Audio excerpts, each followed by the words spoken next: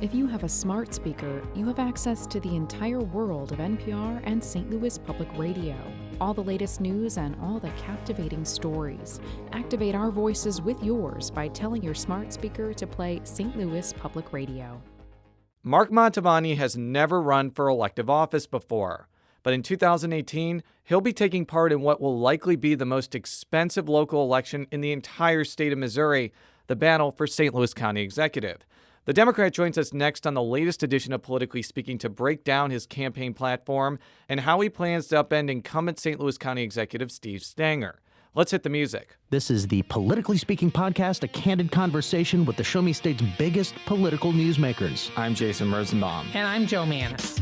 That's Eric Greitens, Navy SEALs running for governor, and I'm really glad to be on with you, Jason and Joe. I'm going to push back on these regulators. I'm doing this for the people. I was encouraged along the way, not just by my family, but by a lot of teachers and professors, and knew when I was in college that I would run for office someday. We're very excited about the prospect of having some more free market solutions. Even though after the conversation, I still might not agree. We want our listeners to get a real sense of what drives these people. They're actually people with a story to tell.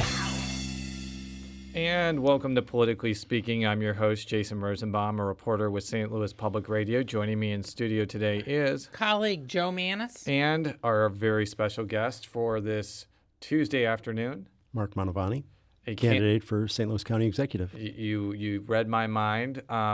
We're going to be trying to have most, if not all, of the major candidates for county executive on this show before the August primary. Well, actually, well before the August primary.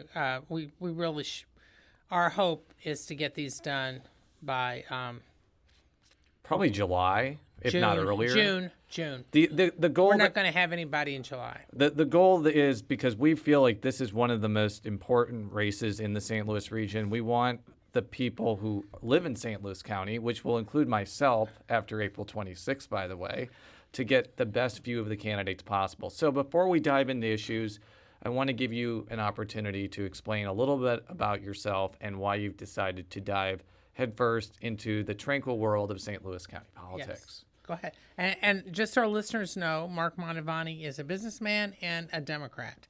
Although County, we'll get into that. There's some contests about that.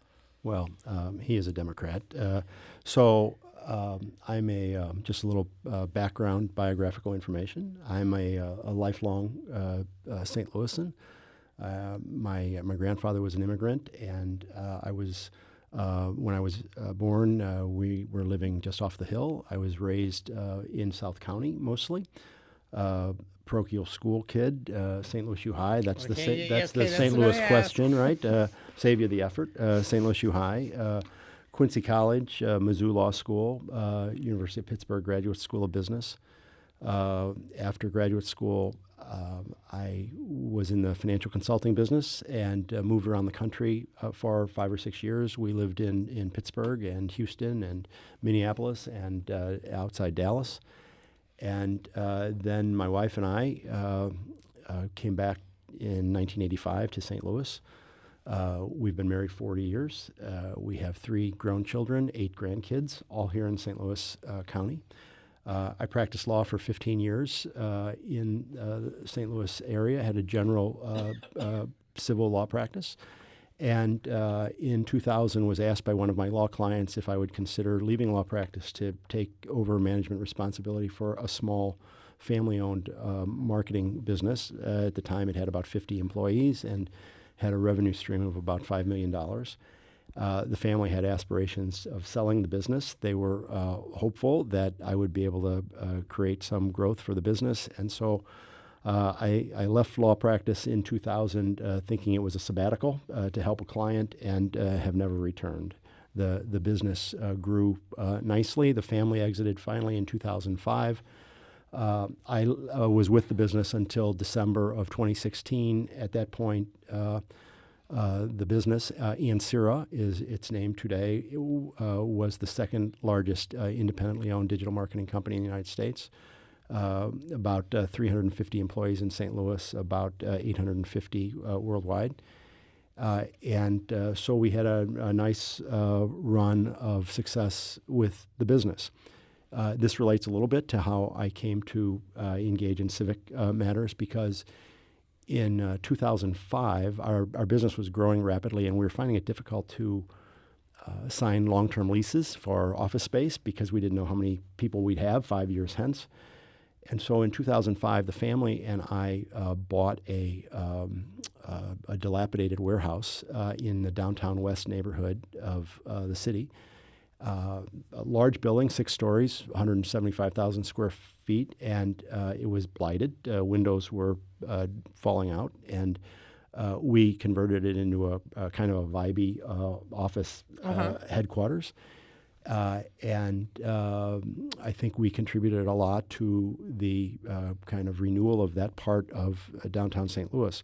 As a result of that, I was sort of popular with some of the city leaders at the time because I had brought a bunch of jobs into the city of St. Louis when so many were leaving.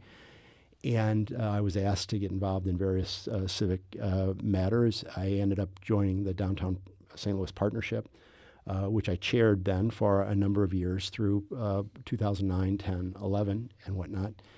And so ever since, I've been engaged and interested in the affairs of our community.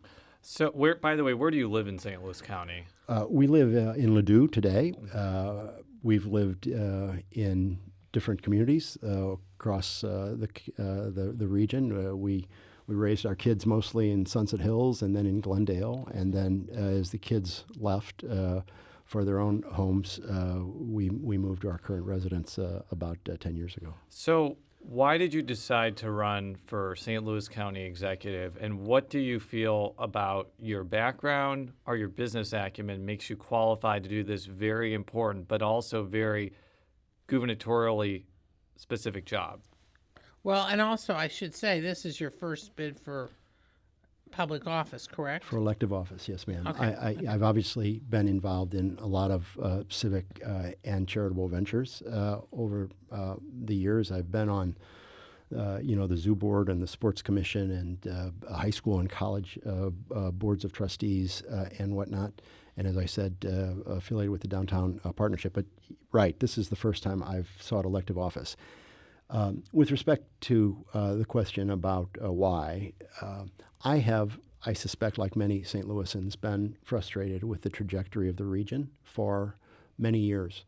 I spend a lot of time these days speaking to young people, and I have the opportunity to describe to them the way this community felt when I was growing up. And it is markedly different today relative to the feel that this community has today compared to the 60s.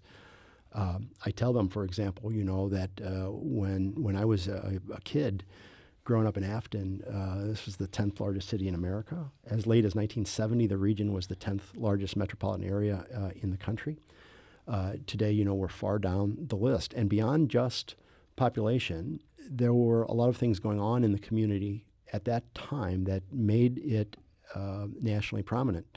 My teammates and classmates when I was a kid's parents were working in the space program, and when the Gemini spacecraft was in orbit, I remember watching with buddies of mine who were nervous about whether or not that thing was going to work right because their parents were involved in it. And that had national and international kinds of interest. And when I was a kid, the Arch was coming out of the ground, and Busch Stadium 2 was being built, we landed 2 professional sports franchises for this community in the 60s. The football Cardinals came here in 1960. The Blues came in the mid-60s. We lost the Hawks, unfortunately, but we were still kind of on the ascendancy in many respects. Population wasn't growing, but we still felt, I think, at least I did as a kid growing up in South County, which may not have been the purest place from which to make that judgment, like this was a community of prominence. Jack Kennedy read 4 newspapers every day, and one of them was the St. Louis Post-Dispatch. This was a place of real significance at that point, it seemed to me. And when I talk about those things to 25 and 30 and 35-year-olds in St. Louis today, their eyes get big, and they're not necessarily fully cognizant of that. And today, we are clearly in decline. I mean, we're passed today by communities in many categories that I considered to be minor league cities when I was growing up, the Nashvilles and the Louisvilles and in the Kansas Cities and Indianapolises and whatnot, across a whole variety of different variables. Our economic growth is stagnant at best. Our social change is lackluster, clearly. And I think we have some inferior leadership who is not even cognizant of the kinds of issues that we should be focused on in order to create that prominence again. Now, to be fair, partly it's because I've been around a long time too. I would say from the late 70s through the 80s were a period of particularly major challenges in the region, particularly in the city of St. Louis, and that did affect some things in St. Louis County. It kind of began to spread, and by the 90s you could see where maybe some of the things in the city they were trying to stabilize. This is when we got the now departed Rams, but they came in, they were doing the whole lot of things with the dome, but some of the troubles then spread to the St. Louis County. So you've got an issue, and some people would say that some of the challenges that have faced the city and the county are similar to those that have faced other regions in the Midwest. So you've got, my point is, this isn't something that just began today. No, this started well over 30 years ago. It may have spread. The county may be having to deal more with it than it had been used to 20 years ago. But you could see it coming. For various reasons. The economic challenges with smaller factories leaving. I covered St. Louis City Hall the day that the GM plant left. Announced that they were going to be leaving North St. Louis, which had a huge impact. They ended up in Wentzville, but still, that was a major. That's one of those days I don't forget. So that said, how would you have? When you're looking at the situation now, what do you see as the region's major challenges, and what things, because we can always beat around the past, but we have to deal with what we have. So what do you see as the biggest challenges now, and how would you try to make things better for the future? I want to answer the question, Joe, but just to add on to what you said, in fact, this decline started before the 70s. If one's honest about the history of this community, it started more in the 20s and 30s as a practical matter. I don't know. I would refer your listeners to the book by Colin Gordon, Mapping the Decline, which is a work that details the history of the evolution of our community really back from the early stages of the 20th century. And in fact, there were the seeds of decline going even back that far. So you're exactly right. This is not something that I put entirely on the lap of current leadership by any stretch of the imagination. But the fact is that we are continuing to decline with, in my view, little ideation around creating change. As recently, just to illustrate my point, as recently as 2017, the job growth rate in the St. Louis metropolitan area was 1.1%, when for cities or communities of 1 million people or better, in America, the average was 1.8%. So roughly 40% below average in 2017, that is. I cite people frequently to the University of Virginia population forecast, which suggests that between 2015 and 2040, the 25 years during that period of time, the population rate of growth is forecasted for the St. Louis area at 0.8 of 1%, not annually, 0.8 of 1% for the 25-year term. Kansas City, by comparison, I'm not talking Austin here, I'm talking Kansas City, is 16%, which is 20 times our forecasted rate of growth. Indianapolis is 27%. And these are metropolitan area, not just city, not just county. We can't excuse ourselves by saying, oh, well, that's just the city's problem. Right. These are metropolitan area SMA statistics. Right? So it is very true that these are long-standing challenges.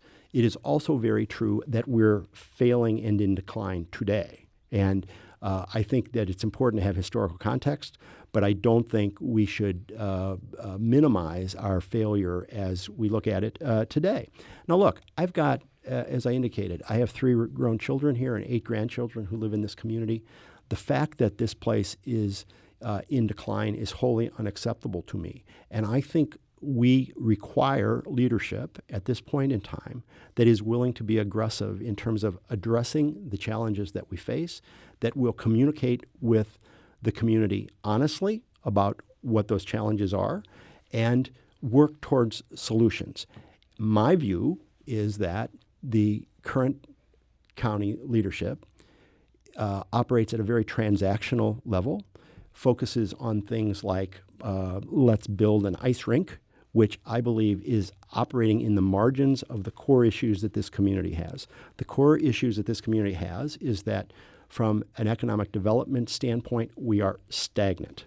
We are stagnant even when we cheer developments. Most frequently, those developments are mere replacements, relocations, not net growth. The best example of that, which is not entirely relevant to the St. Louis County situation today, is familiar to people with respect to downtown. You know, we hailed Ballpark Village when it began 4 or 5 years ago. And as a practical matter, it's great. But it sort of cannibalized Washington Avenue and the Yes. nightlife that had grown up on Washington Avenue, which, by the way, had kind of cannibalized Laclede's Landing, right? This is our history. We have a tendency only to cannibalize, to transfer, as opposed to create real economic growth. The challenge of leadership in our community is to grow that pie, to enhance the size of the economic engine in this community, not to merely pick different winners and losers and trade around the area. That gets us nowhere relative to real progress. And what it does is it continues to perpetuate the fact that there are winners and losers in this community instead of everybody winning. Now, I believe, to get to your question, I believe that I have a better sense for how this works in the global economy than some of our local political leaders who have spent their whole lives here, who have little frame of reference beyond west of Highway 270 and east of the Mississippi River, who don't have the relationships with business leaders around the country. I've been a job creator. I've created a business that was based on innovation and change and young people. And I think that's the mindset that we've got to embed in this community moving forward. Well, that was going to be my question, because I can't remember the last time there was a St. Louis County executive that didn't have prior elected experience in county government. You can make a solid argument that since Joe and I have been following county government pretty intricately combined for the last 2 or 3 decades, Yes. we have more insight and knowledge about how it works than you do. Explain why I'm wrong, and explain why not having elected experience is a good thing for a government where if you don't have somebody who knows exactly what they're doing, it can screw up the lives of hundreds of thousands of people in St. Louis County. Because we've talked aspirationally, but the key role of being county executive is to make sure that the county government works for the million people that live there. The key role of the county executive in the coming days is to make certain that this region moves forward. I totally disagree with you if you believe that the key role of the county government is to merely make certain that the trains are running on time. That's very important, okay? That is very important. But the problem that we have in this community isn't solved by the trains running on time. It is solved by creating change in this community. And I would argue that the fact that somebody has been ingrained in this system and doesn't realize that there are other ways of doing things and other approaches and a bigger world out there is inhibiting the growth of this community, right? Now, as a practical matter, there are clearly skills and knowledge to be attained from being around the government. In part, that's why I spent a year at the Harvard Kennedy School of Government to acquaint myself with the way state and local government works. My view is that our county government is not working at all. That as a practical matter, our county government today is working only for the self-interest of the county executive. And to suggest that his knowledge is being used for the benefit of the community, I think is preposterous. His knowledge is being used for the benefit of his own financial well-being, period. So I reject the notion, and I think that what we need is new thinking in this community, not the same old thinking. Now, because St. Louis County government is so much larger than the city of St. Louis, it's set up differently, has a charter which has some specific restrictions, which some members of the county council are just finding out about, which is why they're proposing some charter changes. But my point being that the county executive has greater power than the mayor of the city of St. Louis as far as enacting change. And that would include, let's say, visionary stuff, if you're into that. How would you go about doing that? And then also, I mean, are you proposing, I mean, many county executives had like 2 or 3 operating people to actually run things. Are you proposing to have that sort of system continue, and then you're going to be kind of the change maker traveling around? And I want you to answer that first, and then I'll talk about there's been some good and bad experiences with that nationally and regionally. Yeah. Well, so I think it's a fair question, and I don't think I have the answer for you today to explain exactly what the chief of staff's daily duties would be or the like. I think this. I think that what this community needs is a chief executive officer. And a chief executive officer has to have quality people around him or her. And the chief executive officer has to identify what that skill set is. Clearly, the current occupant of the office relationships with the county council is beyond challenged, right? It's wholly dysfunctional, right?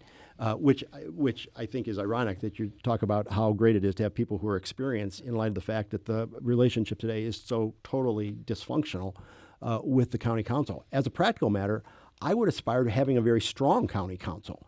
I would wish to empower them. I'd wish to give them the resources they need to do their job better. This is the way it looks to me. Okay. There have been times in the past, frequently I believe, where the county council kind of operated as a rubber stamp. The county executive brought proposals before the county council. The county council kind of gave it a cursory review and said, okay, if that's what that person wants to do, we're going to go with it. In this case, I think what happened was the county council, for whatever reason, came to feel that they were being misled and lied to, and so they rebelled and they said, now we're not going to go along with this stuff anymore, and we're going to start doing our job much more conscientiously, even to the point of calling themselves wrong, where they had come down on a side of an issue because they hadn't thought about it enough and reversed themselves. Well, Stenger would say that they weren't paying attention. And I mean, and frankly, there's ample evidence that they weren't, and that they just weren't as engaged, especially, I don't want to get too inside baseball here, but Councilman Sam Page, who is now leading this faction against Stenger, used to be a Stenger ally until they had a falling out. And he even said that there were some instances where they dropped the ball. Yeah. So it's big of him, I think, to admit that, actually. Continue. And I think it makes my point that there was a fundamental confidence and belief that the relationship was being managed professionally between them. And when it became known that it was being misused and abused, the members of the county council rebelled. But the irony of this is that the county executive is resentful of that. Resentful of the fact that these guys are trying to do their job. I don't get that. He's resentful of the fact that they have an audit process that they would like to set up, right?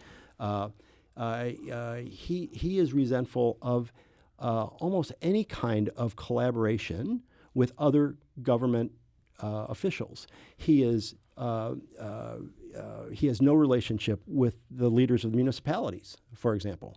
We had an event last week where 20 mayors and city council people from municipalities across St. Louis County endorsed me. And they endorsed me because they have felt neglected. They have no relationships with the county executive. He's unresponsive to their outreach.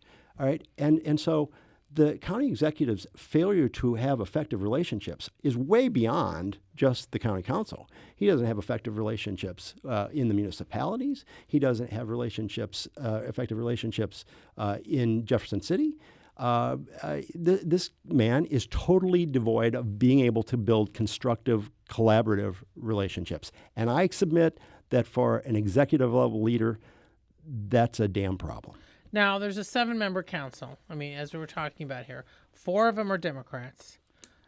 Have you reached out to them? Is there going to be a situation where all 4 of them are going to endorse you, or there's going to be some sort of, I mean, because there's no question. I've written about it. Jason's written about it. That you can look at our stories on our website, but that there have been strains within the council, at least for the last 8-9 months, and it's gotten really heightened the last 5. So, I mean, do you see the council, some of the council members getting behind you, or are they going to be watching? I mean, are you talking to them? I'm assuming that you were reaching out to these mayors to get some of them to. Yeah, I'm reaching out to people all across the whole community. I'm reaching out to business leaders. I'm reaching out to government officials. I've reached out to county council persons and whatnot. But that won't stop for me after the primary or after election. That's how you lead. That is how you lead. You cannot lead. You cannot make change if you don't have relationships with people.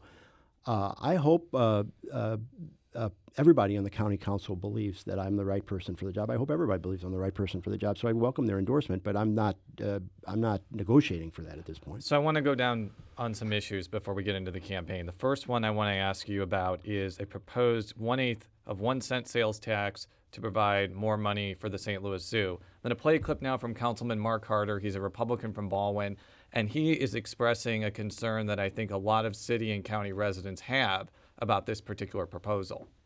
I would like to make it free to St. Louis County residents, all others pay, but under this proposal, this was a way of changing it. I'm a big proponent of the zoo. It's a great zoo, but I think time has come for folks outside of the zoo area to pay their fair share as well. And it will be the zoo can't get a sales tax put on another county's sales tax charter or chart, but they could charge these people, and we do have many people that use the zoo are outside of the St. Louis County and St. Louis City area. So what he's referring to is the fact that the sales tax, because the way the legislation in Jefferson City was crafted, it can only be placed on the ballot in St. Louis and Kansas City. Now, the new attractions that may be funded with this, like the North St. Louis County Animal Breeding Facility, could potentially charge admission. But my question for you, and I know that this is going to be up for a countywide vote, and this is only your opinion rather than you have direct control, is why should city and county residents pay 1 penny more when we already pay property taxes for the zoo, and St. Charles, Jefferson County, Franklin County, and the Metro East are not directly paying anything? And their residents all can attend the zoo free. I'd like you to address that. Yeah, I think I think it sounds like we're pretty much all on the same page on this issue. Look, I served on the board of directors of the zoo for 7 years. I was on the executive committee. Nobody's more supportive of the zoo than I am.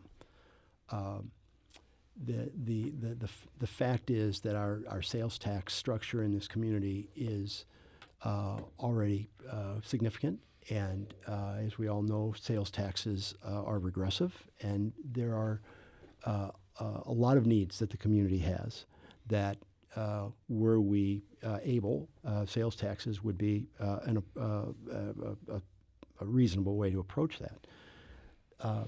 With respect to the other communities, I totally concur with Councilman Harder that the that the other communities that have access to the zoo on a frequent basis, St. Charles County, Jefferson County, et cetera, ought to have some responsibility for supporting the zoo.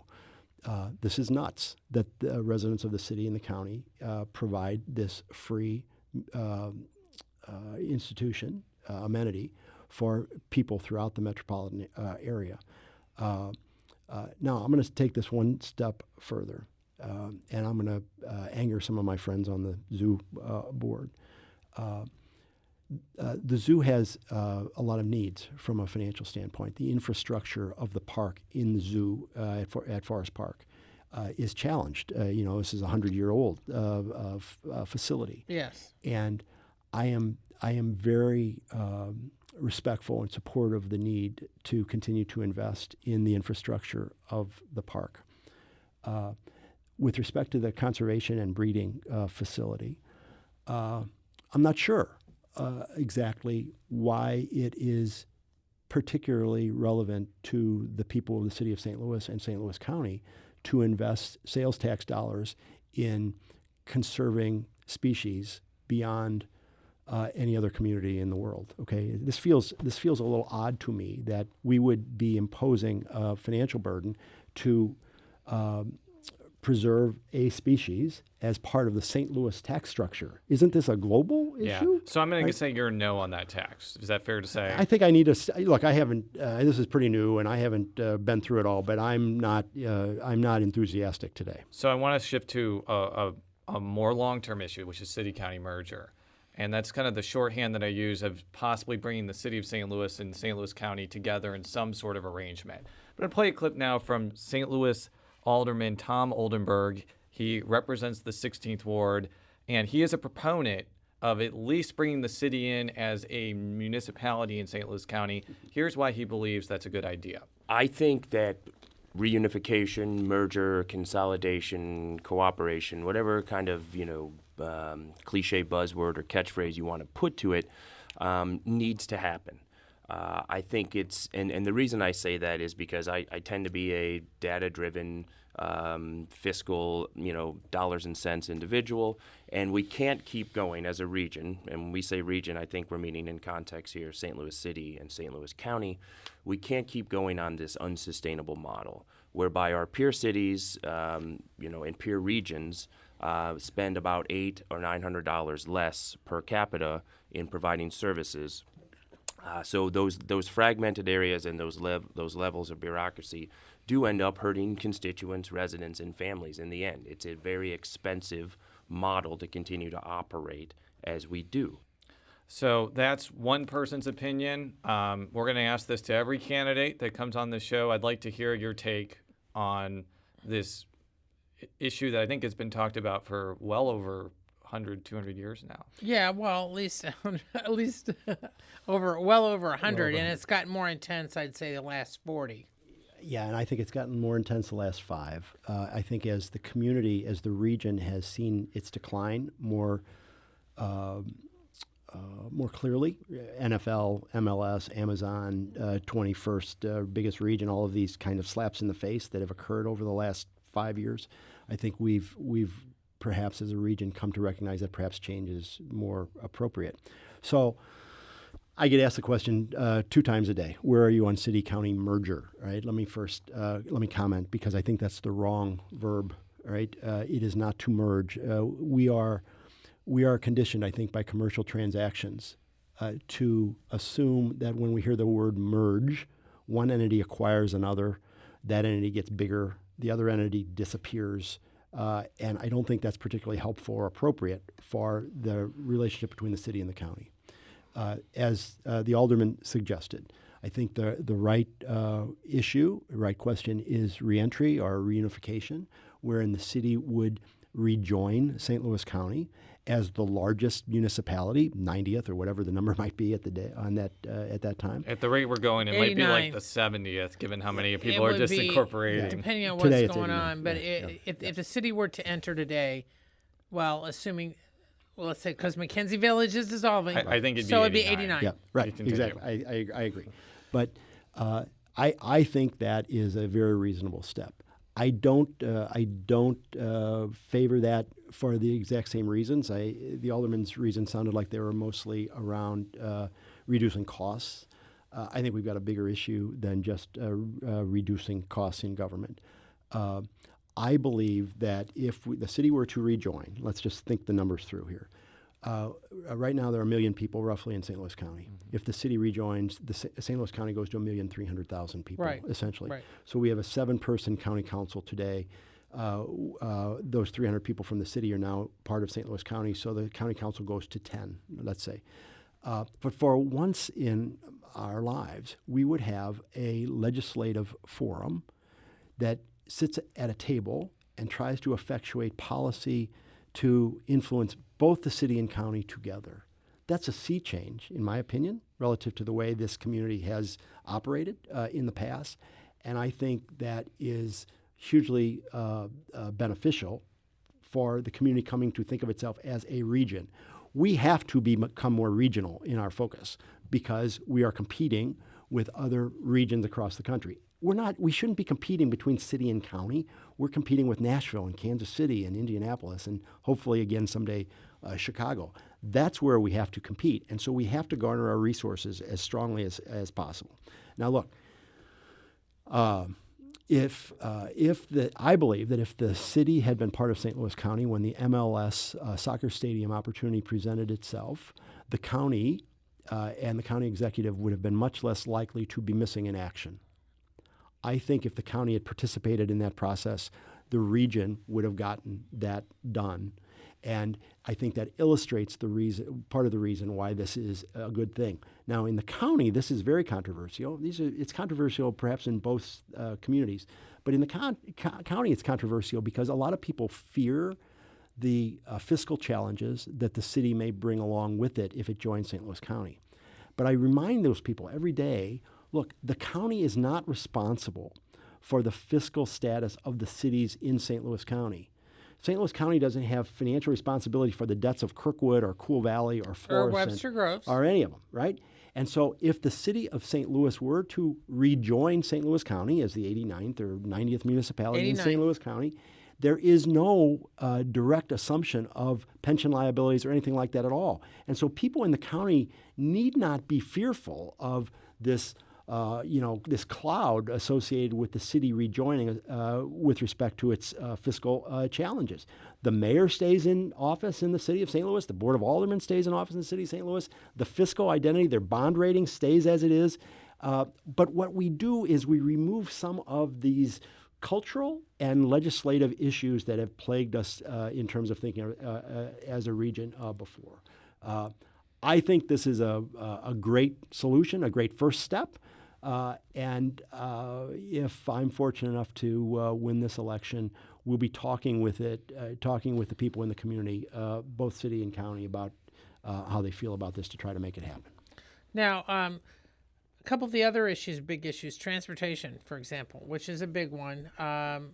While it's not quite as so divided between the city and county, I mean, I came in from 44 today, which is undergoing construction in the city and the county. How do you see dealing with some of the transportation needs? There have been some complaints that, for example, MetroLink, the way it was envisioned, doesn't hit some of the people who could use it the most. There have been various proposals on how to extend routes. How would you deal with some of that as far as encouraging regional development and the fact that, let's say, the St. Charles County, which is your neighbor to the west, which has been growing faster, they don't have any sort of public transportation system at all, and they're having growth, but they're also having problems because they can't fill jobs because there's no transportation. And so there's a lot of pressures on the east and the west for the St. Louis County government. How would you approach some of that, especially on the transportation front? Well, look, it's imperative that this community have an effective mass transit system. It's imperative. World-class cities around the globe have mass transit to move their citizens across the community. Sometimes it feels perhaps like we need that less than some places because we lack the density of some places. As a practical matter, our traffic problem in St. Louis pales in comparison to many other communities in North America, right? I mean, we get frustrated if we sit in traffic for 6 minutes, And yeah, I'm a Chicagoland native. I know what you're talking about. Yeah, but having said that, the reason mass transit is crucial for our community is that, and a lot of people in St. Louis County especially don't get this, but there's a significant percentage of the population in our community that are automobile challenged, so to speak. There are a lot of families in St. Louis County that don't have automobiles to get to and from work efficiently. It's imperative that we get people to and from work. That's our responsibility, in my opinion, as a government entity, to make certain that that gets done. Now, does that always require rail? I'm not sure about that. All right, I think maybe not as a practical matter, but we've certainly got mass transit responsibilities in terms of moving people around the community. If I know that there's all this controversy about spending money on studies north-south and whatnot. I would be inclined to also be studying alternative forms of transportation. I think autonomous vehicles we ought to be trying to get in the forefront of the autonomous vehicles thing instead of allowing Pittsburgh and Kansas City and other places to get Phoenix get way ahead of us on this stuff. I'm not so certain that autonomous vehicles, electronic vehicles, other kinds of bus facility vehicles aren't a bigger answer than just spending billions of dollars on light rail. But I don't want to leave any doubt about this. Mass transit is required in this community. I just think we ought to be focused on the right delivery vehicle as we go about building out our infrastructure. Now, before we get to the campaign, I do want you to go over your ethics plan because I think that's central to why you're running, and I think that might segue us into the intensity of this campaign that's been going on so far. Well, so it's my view that the current county executive is, to say the least, ethically challenged. It is clear that the county government has been put up for sale. He has lined the pockets of his campaign with contributions from people doing business with St. Louis County. Which has been happening for a long time. Other county executives have done that too. Yeah, I think that needs to be emphasized. He's not justifying it. I'm not justifying it. I'm just stating the reality. But continue. Yeah, well, perhaps so. I don't know of a $365,000 contributor making tens of millions of dollars on a lease previously, but if that's happened, I've just missed it. That certainly is what's happened. We're not saying with respect to the happened. Glarner Mall. I think we're kind of in unprecedented territory here, but we're just going to maybe have to agree to disagree about that. How would you deal with that? Because there is a legitimate question about this. Just using Northwest Plaza as an example. Where, I mean, there are accusations about whether or not the county executive Stenger was influenced by campaign donations. But that said, the fact is there's been a lot of county operations that have moved to the Northwest Plaza site. At the same time, they still have leases, live leases that they can't get rid of from their old properties. So the county is actually paying twice. Yeah, it's preposterous. How would you deal, looking at this, how would you deal with this? Because these are leases. Yeah. So if you became county executive, what would you do? Well, first of all, we would never be in this position, right? Because I would not have accepted the contributions from those people doing business with St. Louis County. I've announced, to get back to the other question about my ethics plan, that I am not even going to collect money for campaign purposes in the first 3 years after I'm elected. Zero. In the first month that County Executive Stenger was in office, he collected $100,000. First month, January of 2015, collected $100,000 from contributors. Right, 2.5 years in, he had collected $1.5 million. All right, I have announced that if I'm elected county executive, I'm not collecting anything from any donor until the year of an election. Right. And in the year of the election, what would that be, 2022? I will only accept it from people who have never done business with St. Louis County. Look, that's what CEOs do. This is not revolutionary thinking, right? If you're running a public company, you're not taking gifts. You're not taking financial gifts from people with whom your corporation is doing business. That's preposterous, right? I don't care whether it's been done in the past. That would never happen, right? So we wouldn't be in this place. Yeah, well, the point is, okay, we are in this place. Okay, yeah. So I mean, I'm just looking forward here. Yeah. Let's say you got elected. Let's say you took office on January 1st, 2019. Okay, so and among other things, you're faced with all these extra leases. And some of this move is popular among some county council people. Some county council people, including some of Stenger's strong enemies on the council on other issues, support the St. Anne move, even though they're upset with other things. But what do you deal with? How do you deal with these leases? I'm just using this as an example. Yeah. What would you do? First of all, I think redeveloping Northwest Plaza is a great thing. All right, that's part of our community that really needs attention. God bless them. That is a great outcome. Right. The fact that you had to get paid to make it happen suggests that we have a problem. Right. But I have no problem at all with that, but for the fact that there are apparently other leases out there and we're double paying for stuff. Look, this is a matter for lawyers in terms of what's the legal status of those leases. I know this. If it's demonstrable that the leases in Northwest Plaza were a consequence of illegal activity, bribery, and the like, I believe those leases are voidable.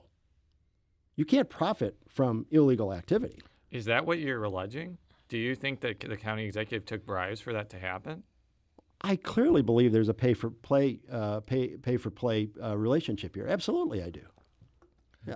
You don't? You think that $375,000 is I'm not just saying you don't, but that's a serious allegation. And So do you think that the Circuit Attorney Bob McCullough should be investigating? Or Prosecutor Bob McCullough. Prosecutor. I apologize. Prosecutor Bob McCullough. Of course this should be investigated.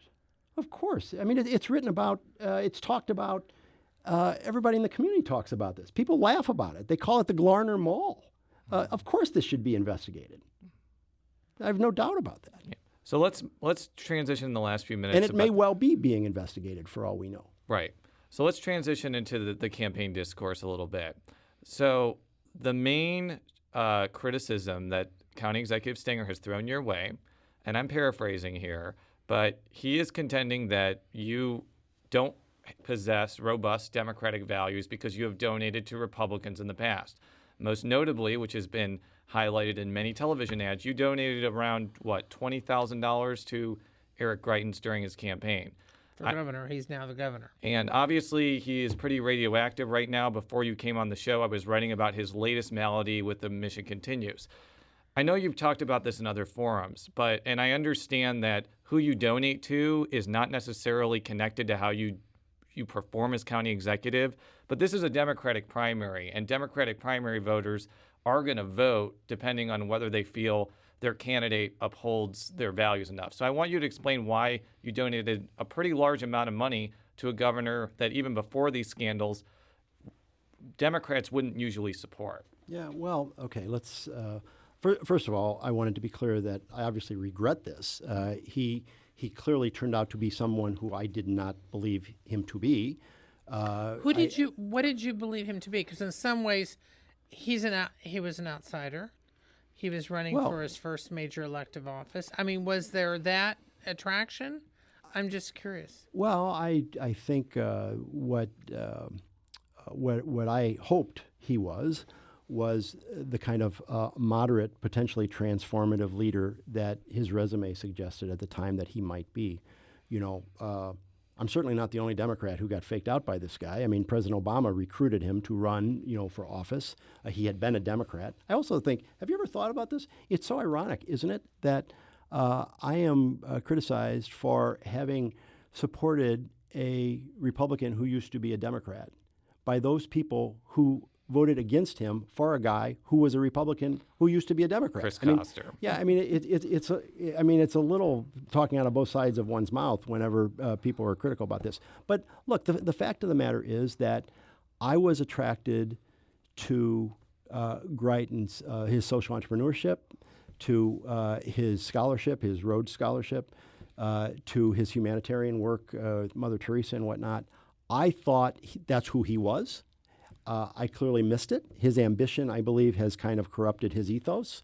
And I called for his resignation in January, all right? Yeah. So I think what's behind that is that Stenger is supported by many people in organized labor for various reasons. And I think that they point out that Greitens was not particularly subtle about what he would do with right to work and other labor issues. And that they're basically saying, if you didn't know that that was coming, then you weren't paying attention and that you weren't as friendly to labor as Stenger is. I think that's what's implicit in the attack beyond just the usual politics. But I would like you to respond to that aspect, because a county executive's interactions with labor unions is actually part of the job.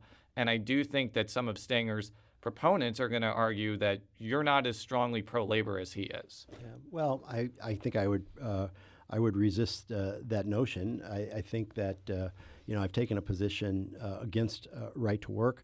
I think my position against it might be a little bit different than some. Mm-hmm. I'm very concerned about income disparity in our country, and I think that the reason right to work is a mistake is because we have to regrow the middle class and whatnot. I think I talk about these things a little bit more from an economic standpoint as opposed to a given local or some such thing. But my support of working men and women is second to none. Look, I employed hundreds of people. I treated my people terrifically well. I think as county executive, your objective is to make life better for people in this community.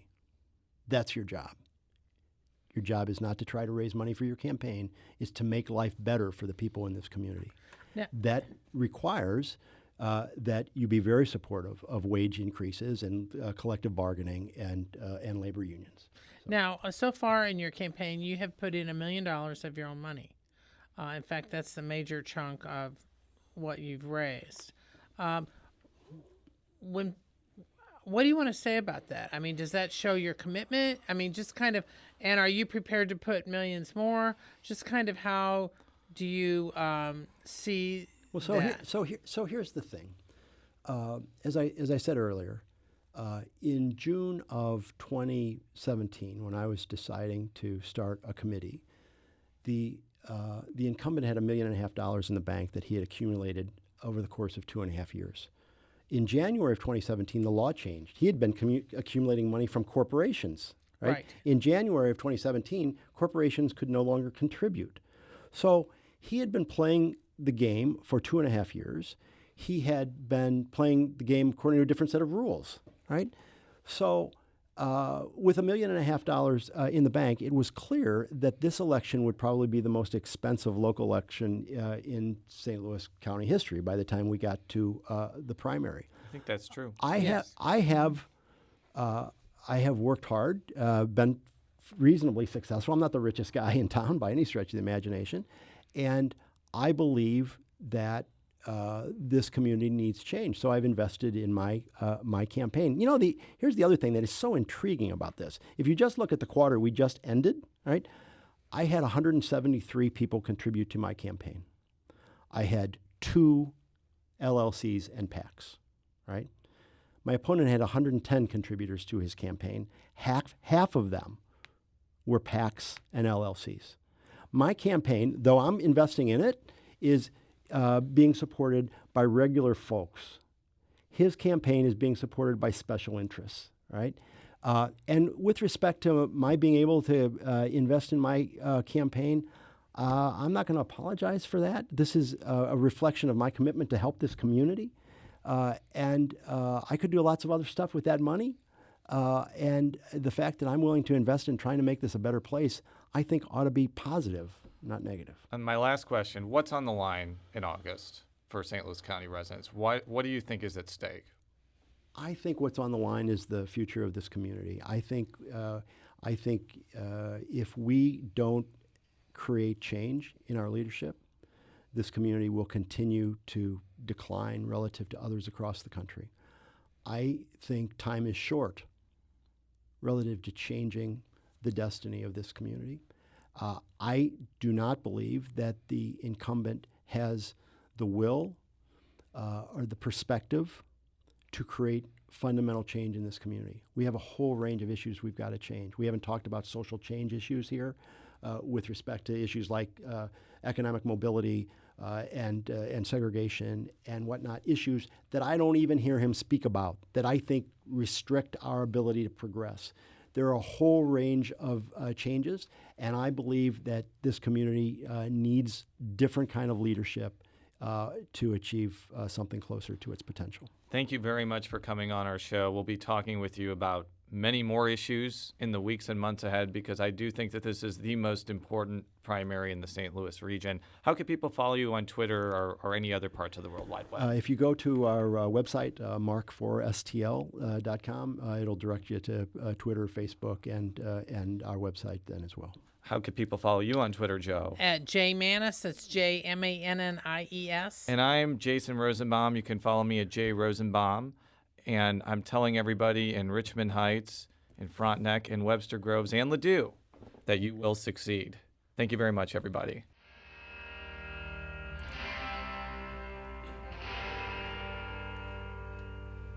Language City is a bad old place. We all know. Well, eyeballs float in space. We all know. We were tired. We can't sleep.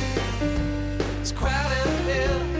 None of us leave. Language City don't mean a thing to me. Audience there, the same program is always on. The audience there is best to avoid the law. When you're wide up in seas, shut the blinds, block out the street. Language City don't mean a thing to me.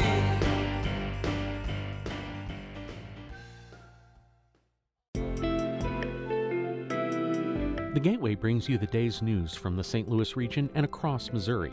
It also includes stories from the Illinois side of the river and our Metro East reporter, Will Bauer. In Alton, in Belleville, in East St. Louis, in Edwardsville, in Cahokia Heights, at Scott Air Force Base, I'm Will Bauer. St. Louis Public Radio. Listen to reports from Will and all of our journalists weekdays on the Gateway, on the STLPR app, and wherever you get podcasts.